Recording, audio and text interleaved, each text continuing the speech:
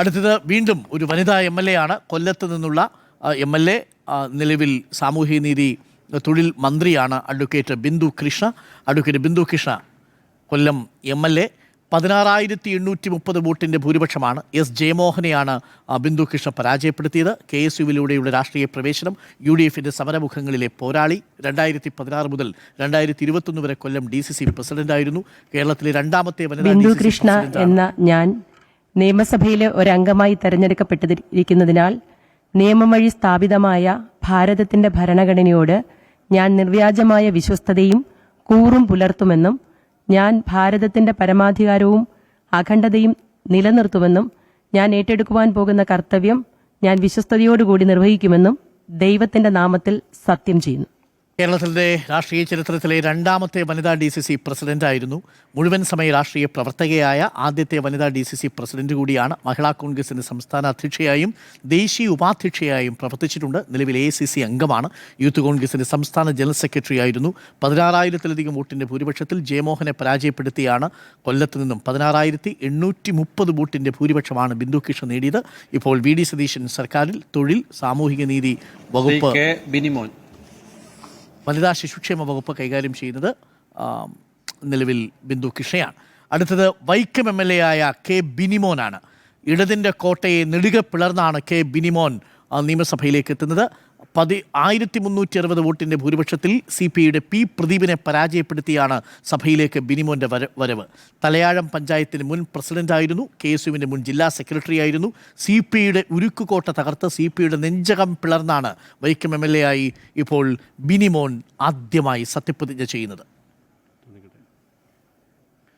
Binimon K എന്ന ഞാൻ നിയമസഭയിലെ ഒരംഗമായി തെരഞ്ഞെടുക്കപ്പെട്ടിരിക്കുന്നതിനാൽ നിയമം വഴി സ്ഥാപിതമായ ഭാരതത്തിന്റെ ഭരണഘടനയോട് ഞാൻ നിർവ്യാജമായ വിശ്വസ്തതയും കൂറും പുലർത്തുമെന്നും ഞാൻ ഭാരതത്തിന്റെ പരമാധികാരവും അഖണ്ഡതയും നിലനിർത്തുമെന്നും ഞാൻ ഏറ്റെടുക്കുവാൻ പോകുന്ന കർത്തവ്യം ഞാൻ വിശ്വസ്തയോടുകൂടി നിർവഹിക്കുമെന്നും ദൈവത്തിന്റെ നാമത്തിൽ സത്യം ചെയ്യുന്നു. Vaikom MLA K. ബിനിമോൻ സത്യപ്രതിജ്ഞ ചെയ്തിരിക്കുന്നു. 1360 വോട്ടിൻ്റെ ഭൂരിപക്ഷത്തിൽ P. പ്രദീപിനെ തോൽപ്പിച്ചാണ് നിയമസഭയിലേക്ക് എത്തുന്നത്. ഇടതിൻ്റെ കോട്ടയായ വൈക്കം നെടുക പിളർന്നാണ് ബിനിമോൻ്റെ വരവ്. ഉരുക്കുകോട്ട തകർത്തെത്തിയ ബിനിമോൻ ഇപ്പോൾ സത്യപ്രതിജ്ഞ ചെയ്തിരിക്കുന്നു. വൈക്കത്ത് നിന്നും ഇതാദ്യമായിട്ടാണ് ബിനിമോൻ സഭയിലേക്ക് എത്തുന്നത്. അടുത്തത് അഡ്വക്കേറ്റ് ചാണ്ടിയുമ്മനാണ്.